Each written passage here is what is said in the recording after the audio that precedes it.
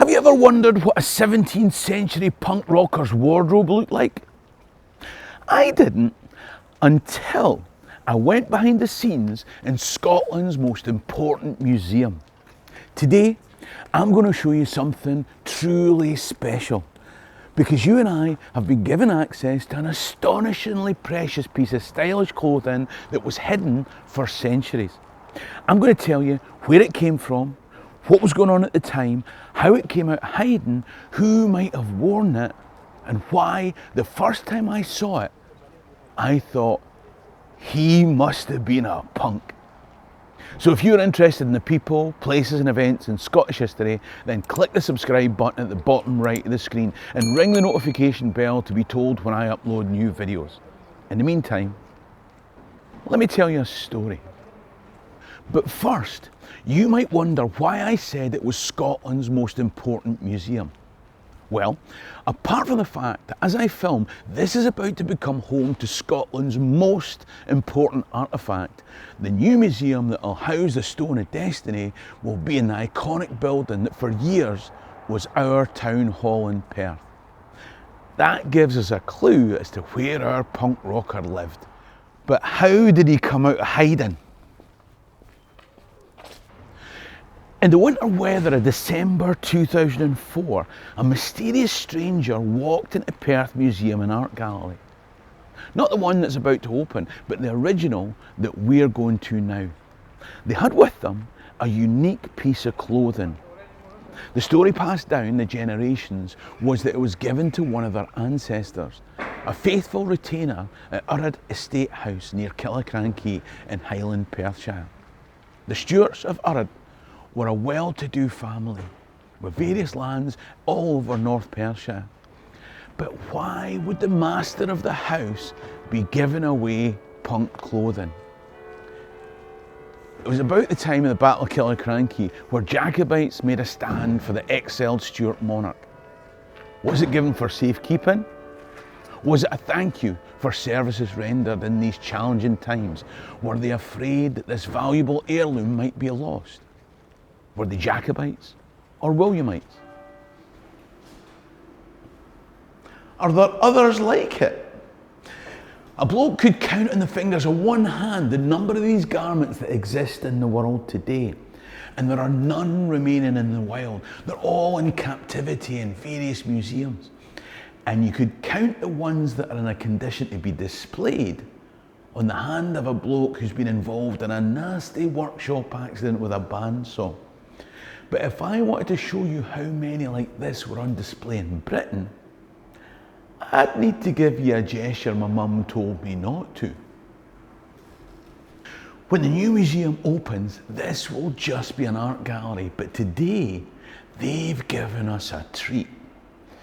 Between their conservationists, whose fantastic work saw them presented with a UK Award for Preservation in 2007, and the researchers who've put together the background of our punk rocker, it's quite a revelation. The gallery space itself is stunning, but I've got 3 more items to show you to help peel back the layers of our mystery. Firstly, let's dig into what was going on at the time our punk outfit was made, and that may explain why it was made at all. But you're probably wondering what this is. This is a toil. See, when a tailor's going to make something that's really expensive material, he would do a mock-up first with cheaper material. A carpenter measures twice and cuts once. A tailor makes a toil. Now, experts have worked out that our garment was made around the 1620s. There was an explosion in the number of tailors in the early 17th century Scotland. But it wasn't just tailors, glovers, silversmiths, and loads of other crafts. Think about it.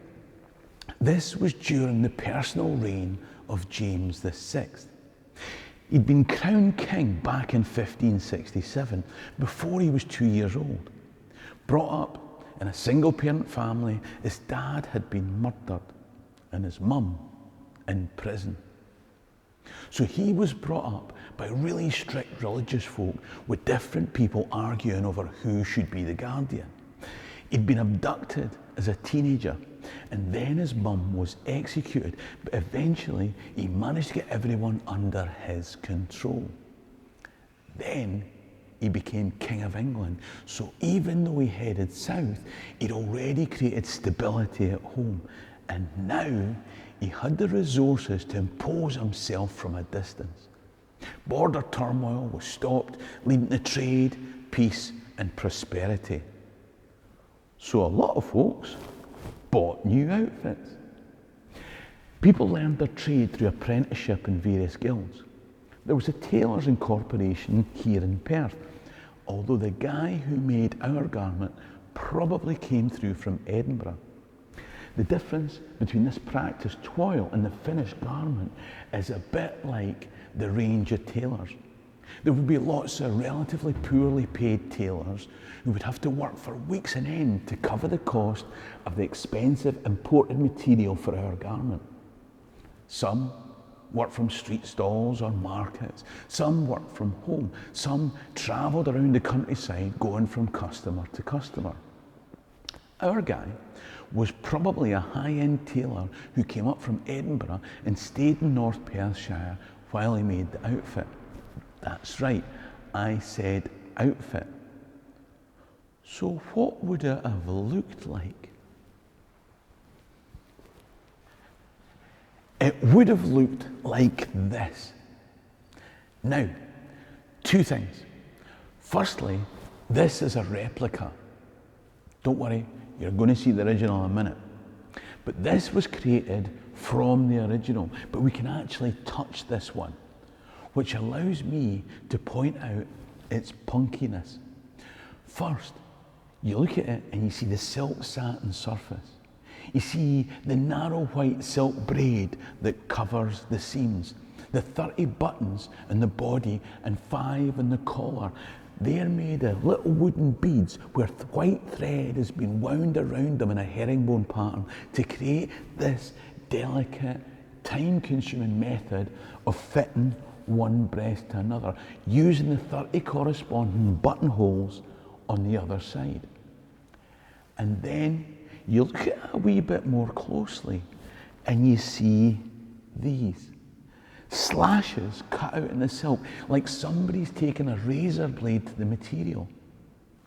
Somebody has taken a razor blade to the material and slashed the silk cloth. It demonstrates the same cavalier, devil-may-care attitude that led him to stick a safety pin through his nose. The gaps created by these slashes let you see the silk taffeta underneath that covers the padding. Now, apparently, this slashing in the material was a fad of high-class, well-dressed gentlemen in the early 17th century. Like a supermodel wearing deliberately torn jeans, or one of my middle-class schoolmates becoming a punk, wearing dangling chains and slashing the silk in a perfectly good set of pantaloons. I don't know if punks ever did that. I was a heavy metal guy. We just covered everything in patchouli oil. But apparently, this fashion started in the early 17th century Swiss army. I'm guessing some soldier left one of those knives open in their pocket. I don't know. But this guy, with his slashed silk doublet and trunk hose, would have been at the height of fashion. So he probably wore a pointed beard and a small moustache, because that's what the punks were doing in those days. But why was this outfit made in the first place? Well, here's a thought. James VI of Scotland became James I of England in 1603. Now, he promised to come back home each year, but he only came back once, in 1617, around the time that this was made. When he came, he made a tour of the royal boroughs: Dundee, Stirling, Brechin, Glasgow, Linlithgow, Dumfries, Cooper, and of course, Perth. The town here pulled out all the stops.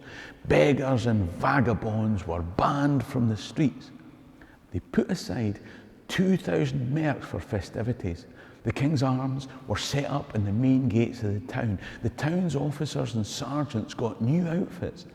James was met by the 50 most important townspeople dressed in their best clothes.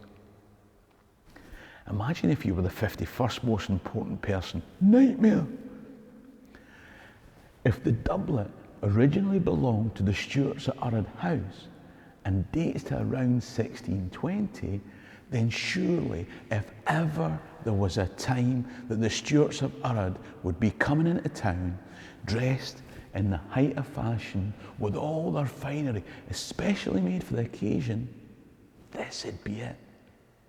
You can imagine how important you would have felt arriving from your North Perthshire estates into the royal borough to meet your namesake and surely distant relative, the King of all Great Britain. This is certainly how you'd be dressed. With your hair and a pink tomahawk, obviously. Although 1617 might have been just a wee bit early for our punk doublet, and to consider why it might actually have been made for an event 3 years later, let's show you the real thing.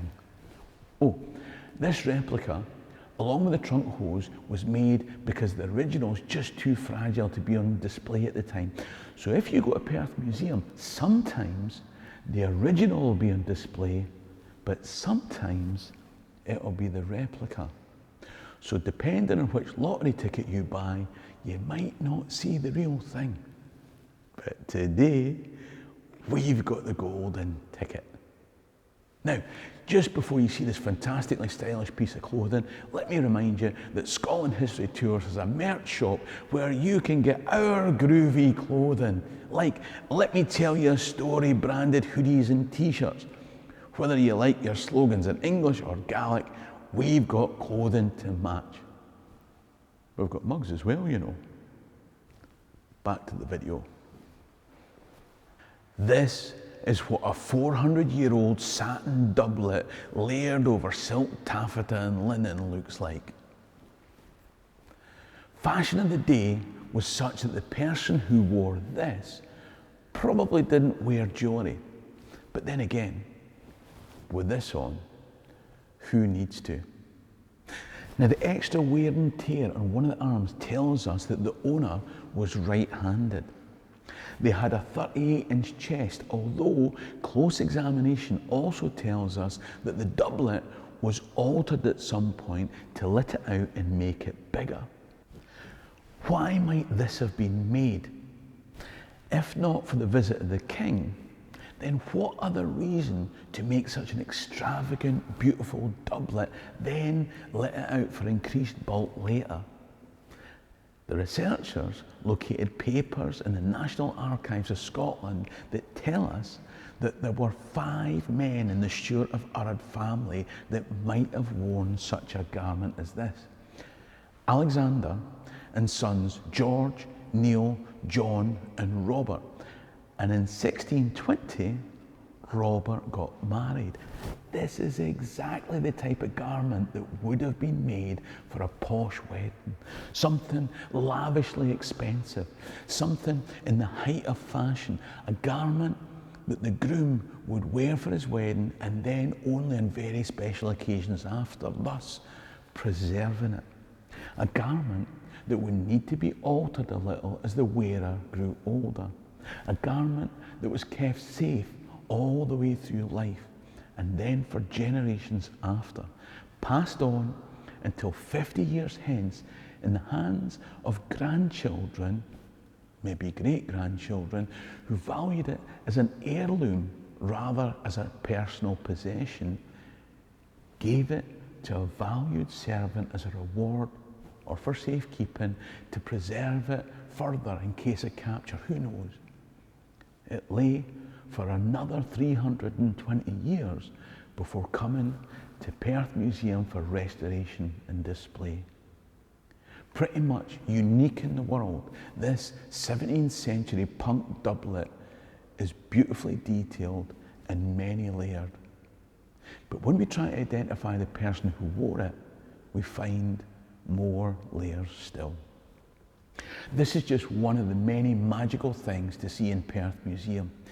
By the time you're watching this, the new, bigger, better museum will be open, and Scotland's most precious possession will also be home.